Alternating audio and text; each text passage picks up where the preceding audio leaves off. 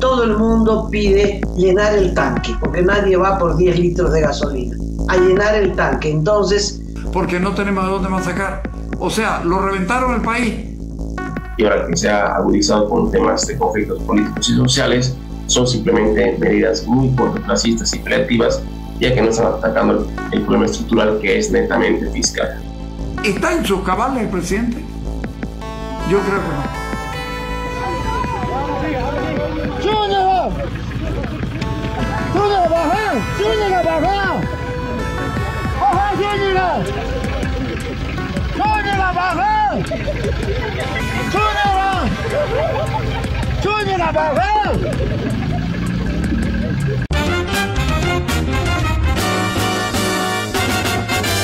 Esto es Cabildeo Digital.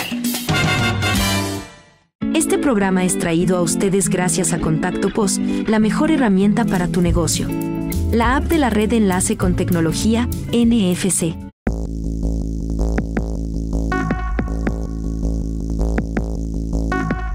Diésel y gasolina, largas colas en todo el país, bloqueos en todo el país. Los transportistas han decidido negociar, ya no piden la renuncia de ninguna de las autoridades, pero el levantamiento de los bloqueos es muy lento. Esto está dificultando el ingreso del diésel ruso que viene desde el puerto de Arica, que han podido desembarcar gracias a una gentileza del presidente chileno Gabriel Boric, que a pesar del incumplimiento de Bolivia en la realización de obras de infraestructura que le den seguridad a esa parte del puerto de Arica, a la parte de Sica a cargo de yacimientos, Boric dijo, bueno, habiliten y que bajen el diésel. Y eso está ocurriendo, pero hay dificultades en la carretera por los bloqueos. La comitiva boliviana que se dirigía al puerto de Arica en Chile para verificar la llegada de los 4 buques con combustible no ha logrado pasar ese punto fronterizo de Tambo Quemado, debido a que afiliados del transporte pesado instalaron un bloqueo en esa región, el cual generó una extensa fila de vehículos de carga y transporte de pasajeros. En medio de la fila, que se extendió por más de un par de kilómetros, estaban decenas de cisternas que se dirigían al puerto del Pacífico para trasladar el carburante. Hasta el lugar llegó el viceministro de Transporte, Enrique Ponce, quien calificó de despropósito esta medida asumida por el transporte pesado. Y pretendíamos de que no haya este punto de bloqueo, por cuanto es para dar la certidumbre al transporte también, ¿no?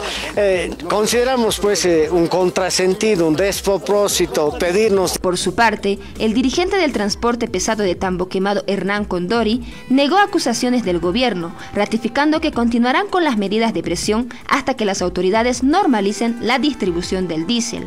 Mentira, ustedes como prensa pueden ir a verificar. Hay un cisterna, tal vez por temas fallas mecánicas se quedó, el chofer está ahí, entonces no está con combustible, ¿no es cierto? Permanecen los bloqueos en todos los lugares. Al no encontrar respuestas, dirigentes del transporte libre que eran parte de la comitiva intentaron conversar con los bloqueadores, solicitando el paso para que puedan verificar el descargo de combustible en Arica. Nos aseguramos como transportistas porque hay dos versiones, ¿no?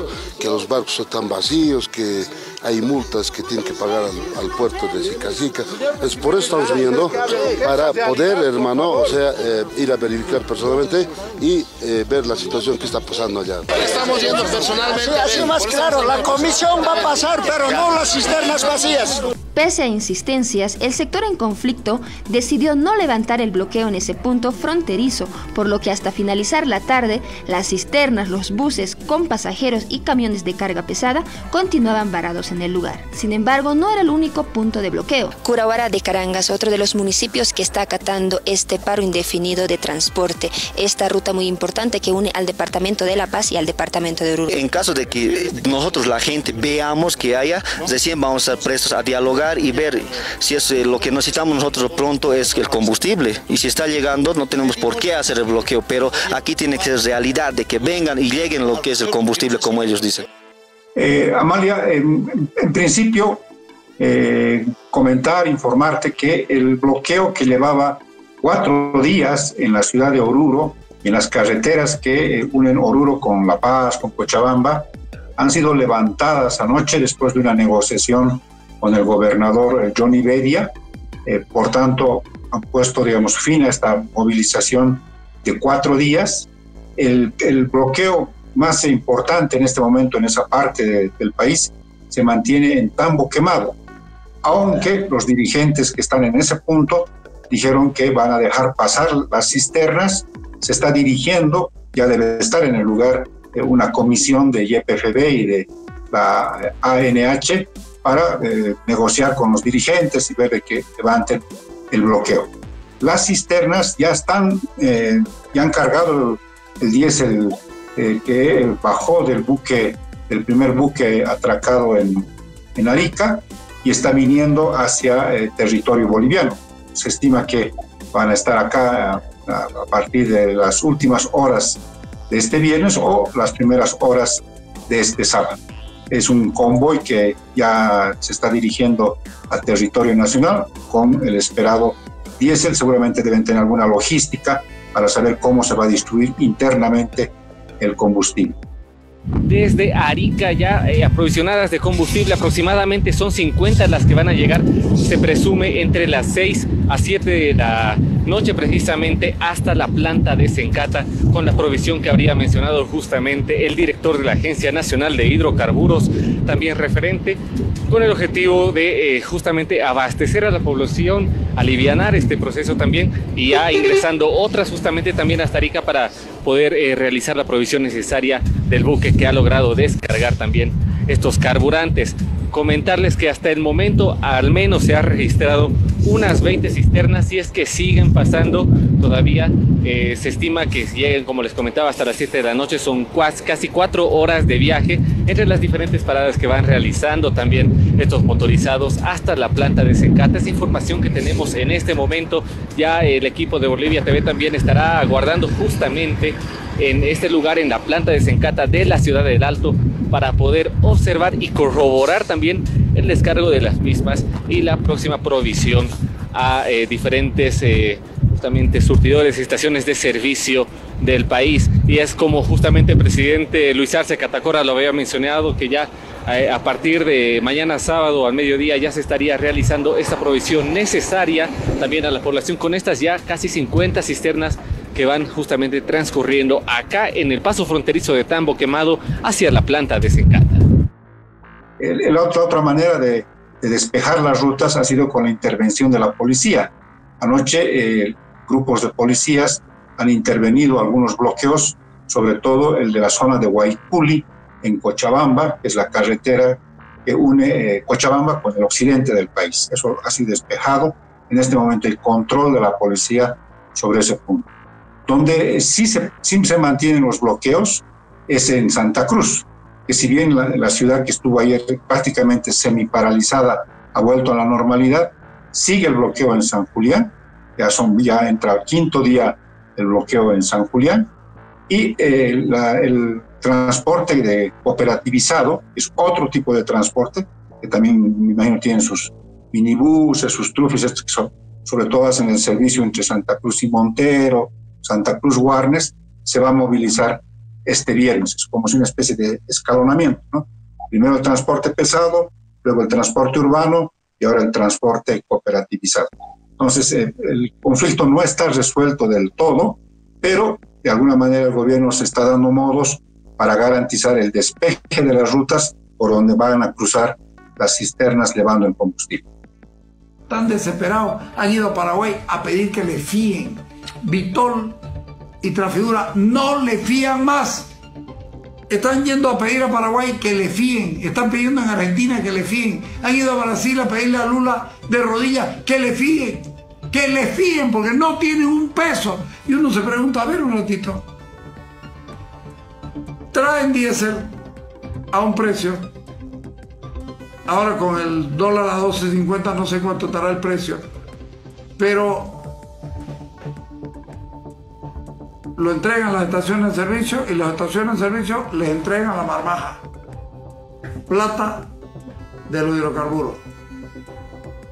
Les entregan plata. No pueden aunque sea comenzar a pagar con la misma plata que la gente. No, es que tenemos que pagar sueldo, tenemos que pagar esto, tenemos que pagar lo otro, porque no tenemos de dónde más sacar. O sea, lo reventaron el país. ¿Está en sus cabales el presidente? Yo creo que no. Yo creo que está comenzando a fallarle en la cabeza, porque seguir hablando de lo mismo cuando el país está tan hecho bolsa es porque llega un momento de que no ves lo que está pasando en la realidad. Si el conflicto es por carburantes y las cisternas están entrando desde el exterior para resolver, aunque sea parcialmente, el conflicto, déjenlos pasar, es obvio. Ahora la gente quiere el carburante en la esquina de su casa, ¿verdad? Por eso San Julián, estoy en bloqueo hasta que llegue acá y va a tardar en llegar hasta San Julián. Es un conflicto que se va a alargar porque cuando resuelvan el problema en La Paz, Cochabamba, Santa Cruz, ya se va a acabar el diésel. Y entonces otra vez vuelve, ¿no?, como una espiral conflictiva porque no se va a resolver muy fácilmente. Y si se resuelve el diésel, yo no sé por qué no hay gasolina, cacho. En La Paz continúan las colas en los surtidores y en algunos se ha acabado el stock y hasta que vuelva la cisterna a abastecer. En todo caso, hay colas realmente muy largas, de muchas cuadras, todo el mundo pide llenar el tanque, porque nadie va por 10 litros de gasolina, a llenar el tanque. Entonces, el abastecimiento se hace escaso, siempre será escaso, porque además hay esta incertidumbre. Y cualquiera dice, si alcanzo a llegar al surtidor, lleno el tanque, por si acaso, aunque no lo necesite. Y tal vez da 2 y 3 vueltas, ¿no? No se sabe. Cacho, hay esa percepción de inseguridad y eso provoca inevitablemente elevación de precios, con o sin causa, por esta situación de incertidumbre, de inseguridad. Más allá de entrar en un tema político que no me compete, creo que el informe de Bloomberg es muy claro y es como la crónica de una muerte anunciada, que ya analistas locales, internacionales, medios también especializados en el tema y además las diferentes entidades o corporaciones mundiales que hacen calificaciones de riesgo han determinado que Bolivia está pasando por una situación de una crisis estructural, principalmente de tema fiscal, con un gasto público elevado que ha conllevado precisamente a que no exista la divisa americana en nuestra economía, porque se ha corroído con más del 90% de nuestras reservas internacionales desde 2014, porque se han gastado pero no se han repuesto. La corporación financiera a nivel mundial, quien evalúa el riesgo país, ya desde esa gestión estamos en segundo lugar después de Venezuela. El último dato que se tenía era que estábamos con un puntaje de 2118, y eso en términos simples y sencillos hace de que nosotros seamos pocos sujetos a crédito y a inversión extranjera, porque es como que tú conozcas a una persona que tiene antecedentes, que debe a medio mundo, que no paga, que le están rematando la casa o que se está pagando o prestando, mejor dicho, de otras personas para pagar o tapar unas deudas. Entonces tú no confiarías en prestarle más dinero o invertir en su negocio. Entonces esto es lo que conlleva de manera sencilla el riesgo país, y esto también puede llevar a que las inversiones locales se vayan de nuestra nación o que los recursos extranjeros en términos de créditos o dinero en capitales que puede llegar del sector bilateral o multilateral a nivel internacional, y que además con la cereza de la torta, lo que ha ocurrido con la toma militar del pasado 26 de junio, ha sido un golpe muy duro, no solamente al contexto político, social, sino económico, a lo cual esto se está viendo paulatinamente, y por eso Bloomberg indicaba de que estamos a pasos de ser de la región de Latinoamérica y el Caribe la que tenga mayor riesgo en términos de deuda pública a corto y largo plazo. Es ser su competidor político, pero ha sido parte también del origen de esta crisis, ¿no? Como el señor Evo Morales, es decir, Eso tiene nombre y apellido. Pero la idea no es buscar responsables o culpables, ¿no? Técnicamente hablando, la escasez de dólares no es que hayan desaparecido. Bueno, de cierta manera sí, simplemente se han gastado.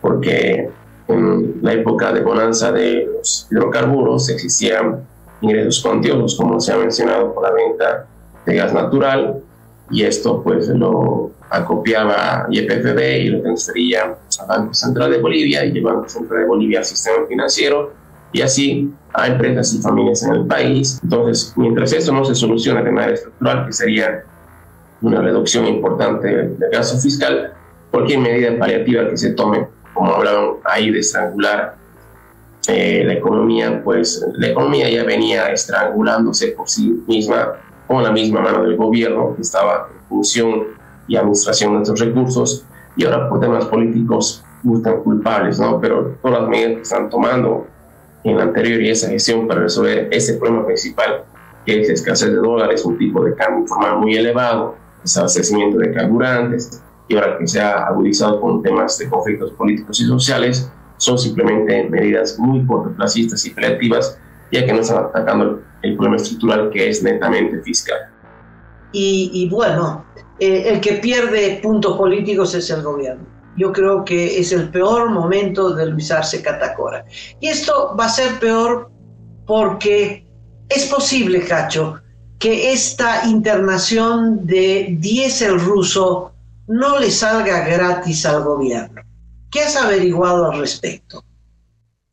Amalia, fuentes que hemos consultado sobre este tema, expertos que conocen muy bien sobre el tema de la internación o el traslado de diésel ruso, dan cuenta de que podríamos quedar sancionados en términos económicos, pero también con un aislamiento diplomático, porque no es que se puede ocultar, según nuestras fuentes consultadas, el origen del diésel. Hay, como se sabe ahora en estos tiempos de modernidad, un concepto que se llama la trazabilidad. Se sabe al final de dónde partió, cómo transitó este combustible y finalmente cómo llegó eventualmente a Bolivia. Porque no solamente están siendo sujeto de observación internacional el país que vende, que en este caso podría ser Rusia, y el país que compra, en este caso Bolivia, sino incluso las navieras, las empresas que hacen el tránsito, ¿no?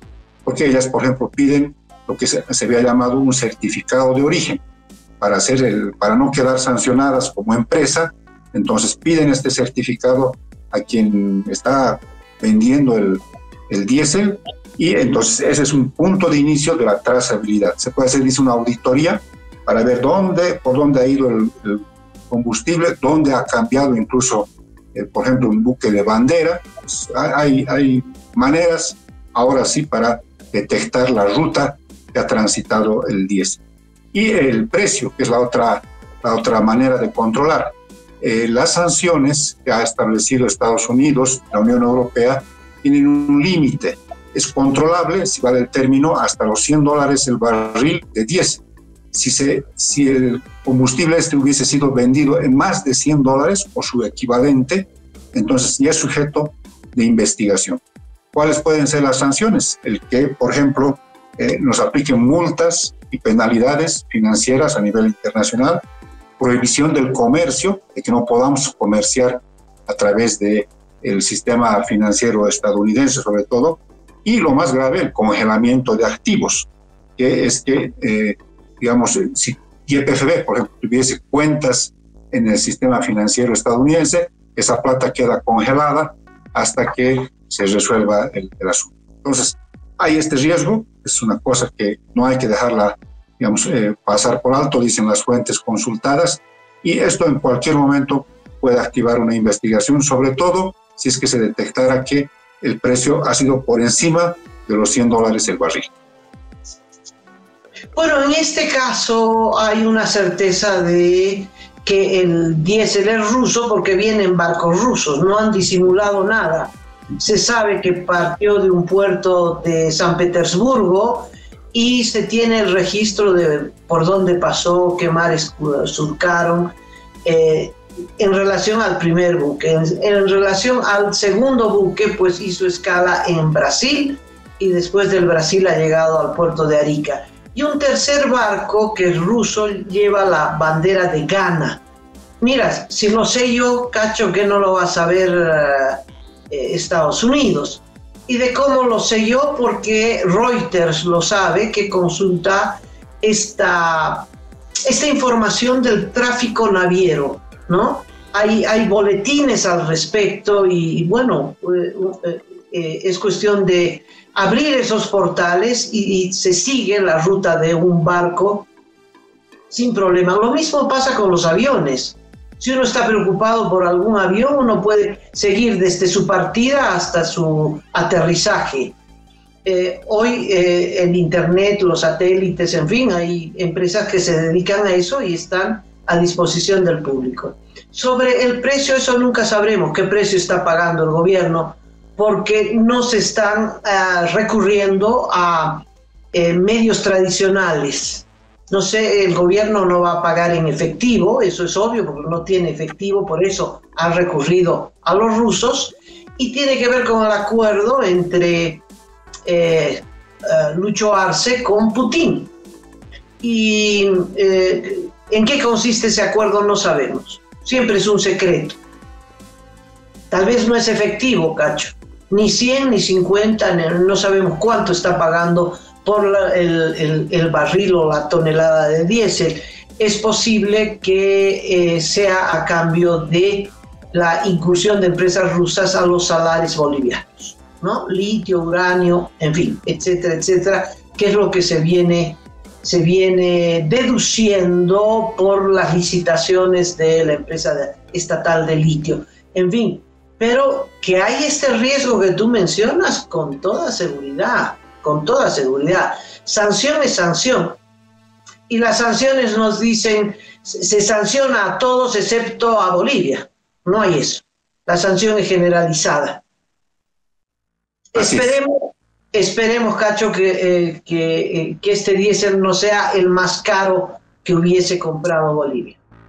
Pedimos nuevamente que puedan dejar pasar las cisternas y que éstas puedan llegar con el producto, es el producto que todos estamos requiriendo para poder normalizar este tema del diésel, ¿no? Y poder completar el despacho al 100%, si bien actualmente estamos despachando un 70%, un 72%, un 75% de acuerdo a la demanda normal. Necesitamos ese 25-22% poder completar para que las filas vayan desapareciendo en las distintas estaciones de servicio.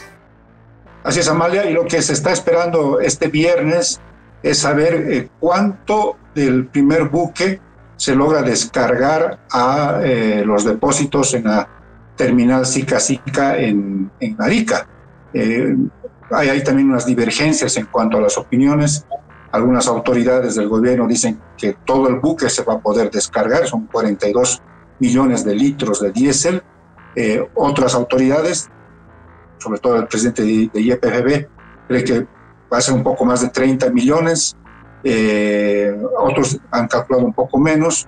Bueno, esto me imagino tiene que ver con los tiempos, con la hora en la que va a quedar cerrada la ventana climática, que parece que va a ser entre las 6 y 7 de la tarde. Se cierra la ventana, entonces hay que esperar hasta la siguiente semana para que se vuelva a abrir esta ventana y volver a descargar ya sea el saldo de este primer buque o el combustible de un segundo buque. Entonces todo el mundo está esperando, porque también de eso depende la cantidad de días de que se garantice el abastecimiento, independientemente de que se ha hecho compras adicionales vía Perú. Está entrando una cantidad mediante por el desaguadero, por el Perú, y otra cantidad está subiendo del sur, de Paraguay y de Argentina, que me imagino va a abastecer sobre todo a los surtidores, a los departamentos del oriente y del sur del país.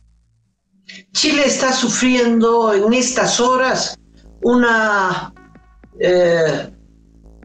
tormenta, unas tormentas fuertes, unas lluvias, pero como si fueran lluvias tropicales, terribles, que están arrancando árboles, haciendo destrozos tremendos, inundaciones, no sé cuánto dure esto.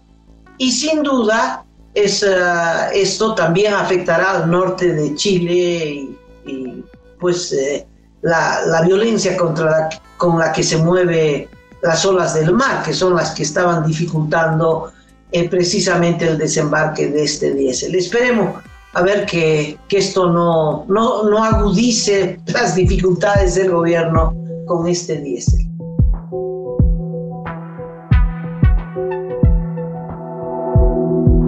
Aporta a Cabildeo Digital y apoya al periodismo independiente.